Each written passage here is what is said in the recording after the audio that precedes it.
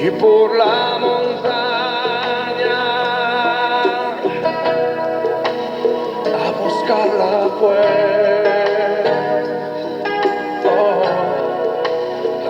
encontró gimiendo, temblando de frío, ungió sus heridas y la cargó en sus hombros y al redil volvió.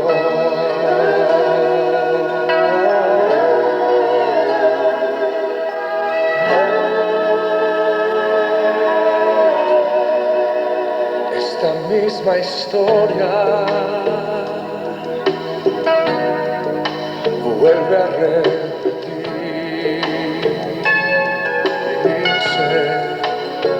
Hay aún ovejas que errabundas van, con el alma rota, van por los collados, temblando de frío, vagando en el mundo, sin Dios y sin luz. Pero todavía existen pastores que por la montaña a buscarlas van, y cuando las hallan, las traen al camino, al camino bueno, la verdad y la vida, es Cristo el Señor. Evangelio según San Juan, en el capítulo 8 de la palabra de Dios, y dice así San Juan capítulo 8, verso 1 en adelante. Y Jesús se fue al monte de los olivos, y por la mañana volvió al templo, y todo el pueblo vino a él, y sentado él les enseñaba. Entonces los escribas y los fariseos le trajeron a una mujer sorprendida en adulterio, y poniéndola en medio le dijeron: Maestro, esta mujer ha sido sorprendida en el mismo acto de adulterio. Y en la ley nos mandó Moisés a apedrear a tales mujeres. Tú, pues, ¿qué dices? Mas esto decían tentándole, para poderle acusar. Pero Jesús, inclinado hacia el suelo, escribía en tierra con el dedo. Y como insistieron en preguntarle, se enderezó y les dijo: El que de vosotros esté sin pecado, sea el primero en arrojar la piedra contra ella. E inclinándose de nuevo hacia el suelo, siguió escribiendo en tierra. Pero ellos, al oír esto, acusados por su conciencia, salían uno a otro, comenzando desde los más viejos hasta los postreros. Y quedó solo Jesús y la mujer que estaba en medio. Enderezándose Jesús, y no viendo a nadie sino a la mujer, le dijo: Mujer, ¿dónde están los que te acusaban? ¿Ninguno te condenó? Ella dijo: Ninguno, Señor. Entonces Jesús le dijo: Ni yo te condeno, vete y no peques más. Otra vez Jesús les habló diciendo: Yo soy la luz del mundo. El que me sigue no andará en tinieblas, sino que tendrá la luz de la vida. Hasta aquí la palabra del Señor. Aquí nos muestra las Escrituras en este Evangelio, en el capítulo 8, Evangelio según San Juan. Desde el verso 1 dice la palabra del Señor: y Jesús se fue al monte de los olivos, y por la mañana volvió al templo. Muestra las Escrituras en el verso 2 que el Señor por la mañana volvió al templo, volvió a la iglesia, volvió al lugar donde se predica, se enseña la palabra del Señor. Por eso allí vemos la importancia de nuestra necesidad de acercarnos a la casa de Dios. Jesús, como Dios manifestado en carne, iba al templo para enseñar a los hombres el mandamiento de Dios, la palabra de Dios, el mensaje de Dios. Y dice en el verso 2 de San Juan capítulo 8, verso 2, y por la mañana volvió al templo y todo el pueblo vino a él.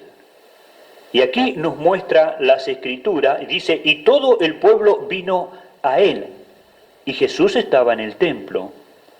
Y esto nos enseña a nosotros que si queremos saber y aprender, tenemos que ir a Jesús. Él es el Maestro. No tengamos vergüenza de ir a la casa de Dios. No tengamos vergüenza de ir al Señor. Dejemos el que dirán de los niños acomplejados. Dejemos el comentario de los que no saben ni siquiera el primer versículo de la Biblia. Dejemos eso y acerquémonos a Él. Él es fuente de bendición. Por eso las Escrituras nos muestra, dice, y todo el pueblo vino a Él. Las personas, los hombres, se acercaban a Jesús porque Él podía solucionar sus problemas. Se acercaban a Jesús porque Él enseñaba con la relación y nuestra situación en la eternidad. Por eso dice, y por la mañana volvió al templo y todo el pueblo vino a Él. Y sentado Él les enseñaba. Solamente el Señor puede enseñar su verdad a nuestros corazones. Dice las Escrituras, y sentado Él les enseñaba. Y aquí en este capítulo 8 del Evangelio según San Juan, desde el verso 1 hasta el verso 12, nos muestra que hay tres miradas. En primer lugar, la mirada violenta de los acusadores. En segundo lugar, la mirada humillada de la mujer encontrada en pecado y a punto de perecer bajo sus acusadores. Y en tercer lugar, la mirada de Jesús, la mirada de Dios, una mirada salvadora, una mirada de amor hacia el pecador. Esa es la mirada de Dios. La mirada de Jesús es la mirada de Dios, es una mirada salvadora, es una mirada de amor hacia el hombre perdido, hacia el hombre pecador. Pero comenzamos con la mirada violenta de los acusadores. Y siempre en las Escrituras ocurre esto. En primer plano aparecen los religiosos. Siempre la misma situación. Los religiosos son aquellos que molestaron todo el ministerio de nuestro Señor Jesucristo. Son aquellos que sabían mucho, pero lo único que sabían era para condenar. Nunca supieron para mirarse a sí mismos, sino que los religiosos, como lo muestra aquí en el verso 3, entonces los escribas y los fariseos, aquellos grandes teólogos de la palabra de Dios, lo único que habían aprendido es la ley de Dios para acusar a los demás, pero nunca aprendieron la verdad de Dios para hacerla, para mirarse ellos mismos y para tener vida por medio del Señor y por medio de la fe. No, ellos habían aprendido todo esto solamente para acusar, siempre acusando. Por eso nos muestra aquí la mirada violenta de los acusadores. Y los acusadores siempre son los religiosos, aquellos que dicen conocer a Dios, pero no conocen a Dios para aprender ellos, sino para acusar a los demás. Y desde el verso 3 al verso 5 miramos la actividad de ellos. Entonces los escribas y los fariseos le trajeron una mujer sorprendida en adulterio y poniéndola en medio le dijeron: Maestro, esta mujer ha sido sorprendida en el acto mismo de adulterio y la ley nos manda apedrear a tales mujeres. ¿Tú pues qué dices? Allí vemos que ellos siempre están mirando el pecado ajeno y toman a aquella mujer en el mismo acto de adulterio, y ellos encuentran en las Escrituras que la ley nos mandó Moisés apedrear a tales mujeres. Y aquí nos muestra la palabra del Señor, que es la mirada de aquellos que condenan, es la mirada en el libro de Dios, pero para mirar el pecado de otro, pero nunca para mirar sus propios pecados.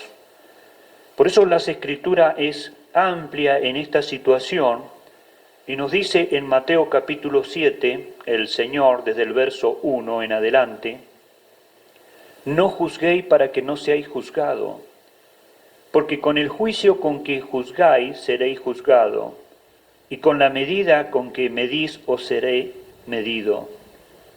¿Y por qué miras la paja que está en el ojo de tu hermano, y no echas de ver la viga que está en tu propio ojo? ¿O cómo dirás a tu hermano: déjame sacar la paja de tu ojo, y he aquí la viga en el ojo tuyo? Hipócrita, saca primero la viga de tu propio ojo, entonces verás bien para sacar la paja del ojo de tu hermano. Aquí nos muestra las Escrituras que dice el Señor: no juzguéis para que no seáis juzgados. Y nosotros tenemos una pregunta: ¿que acaso el pecado no ha de ser juzgado? Sí, ha de ser juzgado, pero ha de ser juzgado por Dios. Nosotros podemos hablar al pecador y decirle que Dios lo ama y que Dios lo llama al arrepentimiento. Pero nosotros no somos Dios para condenar a nadie, ni somos Dios para traer a una mujer para apedrearla, cuando la situación nuestra no es mejor que la de los demás. Jesús le muestra a ellos que su situación no es mejor que la de los demás. Y aquí nos muestra el Señor que el trono de Dios todavía no está vacío, que el trono de Dios todavía está establecido y que hay un solo juez justo y verdadero que juzgará todas las cosas. Pero ese juez es santo, por eso él puede juzgar, porque él es santo. Pero ellos de santo no tienen nada, al contrario, son hipócritas. Por eso el Señor, cuando ellos le preguntan: ¿tú pues qué dices? Mas esto decían, dice el verso 6, tentándole para poderle acusar. Pero Jesús, inclinándose hacia el suelo, escribía en tierra con el dedo. Y como insistieron en preguntarle, se enderezó y les dijo: el que de vosotros esté sin pecado, sea el primero en arrojar la piedra contra ella. Y aquí nos muestra las Escrituras lo que es la luz de Dios. Jesús dice: yo soy la luz del mundo. El que me sigue no andará en tinieblas, sino que tendrá la luz de la vida. Y Jesús puso la luz en la mente, en la conciencia y en el corazón de aquellos que acusaban a aquella mujer. Y el Señor les dice así: el que de vosotros esté sin pecado, sea el primero en arrojar la piedra contra ella. Y aquí nos muestra las Escrituras que para condenar a alguien, nosotros tendríamos que ser Dios. Y Dios, que es Dios, siempre da la oportunidad, como vemos en el verso 11 que Jesús le dijo: ¿ninguno te condenó? Entonces Jesús le dijo: ni yo te condeno, vete y no peques más.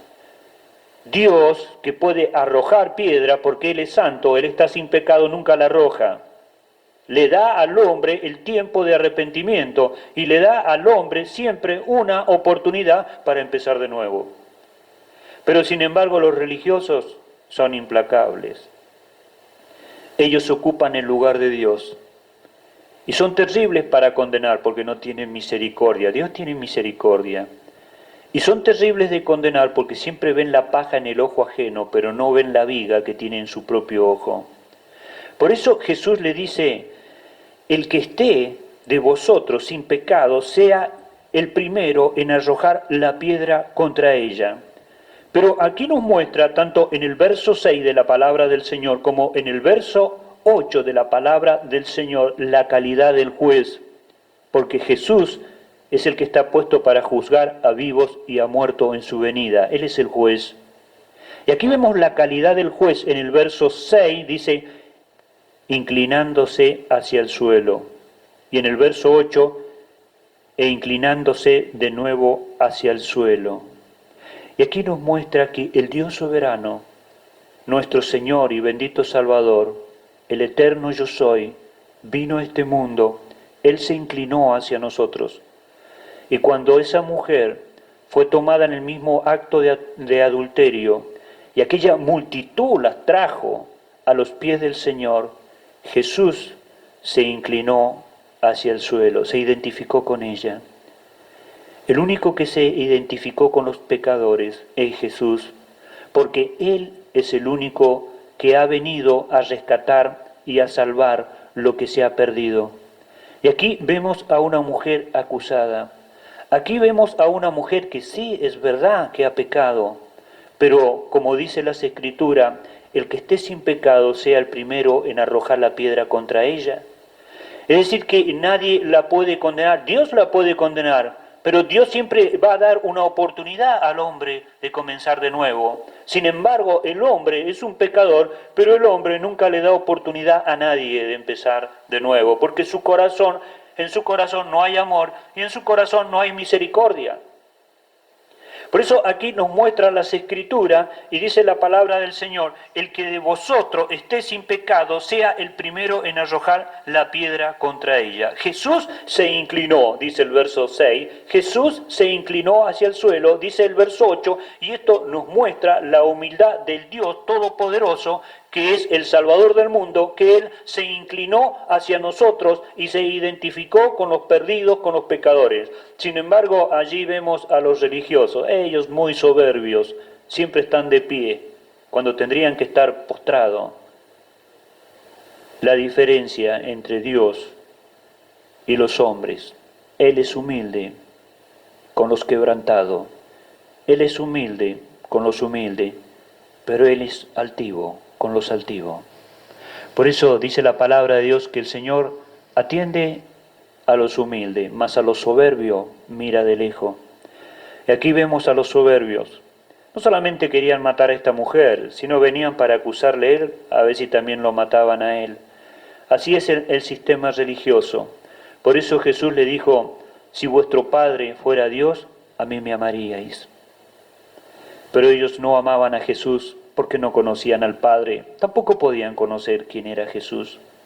Por eso Jesús le dijo estas palabras, el que de vosotros esté sin pecado sea el primero en arrojar la piedra contra ella. E inclinándose hacia el suelo, siguió escribiendo en la tierra. ¿Y qué escribía en la tierra? Sí, está bien. Adulterio, mentira, fornicación, robo, malos pensamientos, hipocresía, mezquindad, egoísmo, malos comentarios, murmuraciones. ¿Cuántos pecados hay? Muchas veces el hombre clasifica los pecados, mas Dios en las dos partes, en el verso 6 y en el verso 8, escribía con su dedo en la tierra. Y allí ellos empezaron a mirar que no solamente el adulterio era condenado, sino que la mentira era condenada, que la calumnia era condenada, que el robo era condenado. Muchas cosas son condenadas en la ley de Dios, mas Dios justifica al que se arrepiente de sus pecados y se vuelve a Él. Es el único que no es condenado. Por eso aquí la palabra de Dios dice en el verso 9, pero ellos al oír esto, acusados por su conciencia, salían unos a otros, comenzando desde los más viejos hasta los postreros, y quedó solo Jesús y la mujer que estaba en medio. El Señor. Es siempre identificándose con los que lloran, con los que sufren. Nosotros decimos, bueno, la mujer adúltera, pero el hombre siempre falla. Pero Dios tiene otra mirada, que es una mirada mucho mejor que la de los acusadores. Y dice la palabra de Dios allí en Jeremías, en el capítulo 15, en el verso 19 de Jeremías 15, dice así la palabra del Señor. Dice: y si entresacares lo precioso de lo vil, serás como mi boca. Y si entresacares lo precioso de lo vil, serás como mi boca. Es decir, que en la mirada de Dios, habíamos visto la mirada de los acusadores, ellos siempre mirando el pecado ajeno, pero nunca se miran a sí mismos sus fallas. Sin embargo, Dios mira, y sus ojos, dice las Escrituras aquí en Jeremías capítulo 15, verso 19, y si entresacares lo precioso de lo vil. Lo vil de esta mujer era que había cometido adulterio, es decir, había engañado a su esposo. Pero lo precioso de Dios que mira es tu alma, es el alma y el espíritu de la mujer adúltera, es el alma que está en un cuerpo de pecado, es el alma que a veces se deja llevar por sus pasiones, pero Dios mira lo precioso y saca lo precioso de lo vil. Es decir, que en medio de esa suciedad, Cristo, el único, es el que puede dar limpieza al corazón de la mujer, comprenderla en su debilidad y darle una oportunidad de comenzar de nuevo. Es la mirada de Dios. Por eso allí nos muestra las Escrituras, la mirada del Señor. Y dice la palabra del Señor: y quedó solo Jesús y la mujer que estaba en medio. Verso 10. Enderezándose Jesús y no viendo a nadie, sino a la mujer, le dijo: mujer, ¿dónde están los que te acusaban? ¿Ninguno te condenó? Ella dijo: ninguno, Señor. Entonces Jesús le dijo: ni yo te condeno, vete y no peques más. Y aquí vemos la mirada de la mujer. Habíamos visto la mirada de Jesús. La mirada de Jesús ve entre medio de todo ese barro, en medio de esa suciedad, ve un alma que gime allí en lo interior del corazón. Ve un espíritu que gime por el pecado, pero a veces no puede controlar el pecado y Él es el que le extiende la mano. Por eso, aún nosotros cuando leemos este relato bíblico, lloramos y decimos: grande eres, Señor. Bendito seas, Señor Jesús, por esto. Bien que te amamos por esto, oh Señor. Porque tú eres el amigo que llega cuando todos se van. Porque tú eres el que justifica cuando todos condenan. Porque tú arriesgas tu vida por defender a los que lloran, a los que sufren, a los que son avergonzados, y siempre tú eres el que da la oportunidad de comenzar de nuevo. Él es el amigo que te dice: bueno, levántate, vamos, yo te ayudo. Por eso le amamos a Él, por eso Él es para nosotros precioso, por eso Jesús ocupa nuestro corazón, porque le descubrimos a través de la palabra de Dios que siempre se identifica con los que lloran, con los que sufren, con los que son pobres, con los que tienen hambre, con los que tienen sed de justicia, con los que son perseguidos. Él siempre se identificó. Por eso lo amamos, porque seguramente la mirada de la mujer habrá sido una mirada con amor para aquel que se identificó con ella, para aquel que sacó la cara por ella cuando todos la despreciaban, cuando todos la humillaban, cuando todos estaban dispuestos a matarla, a apiedrarla.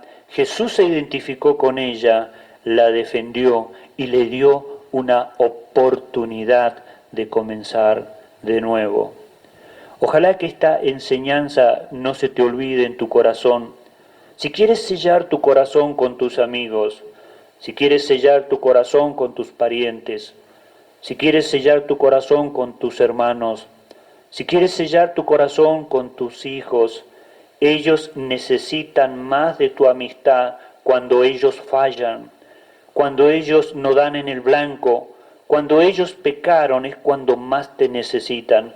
Cuando ellos no pueden mirarse la cara en el espejo, allí está tu amistad, allí tiene que estar tu amor y allí tiene que estar tu decir como madre, sabes, yo te amo.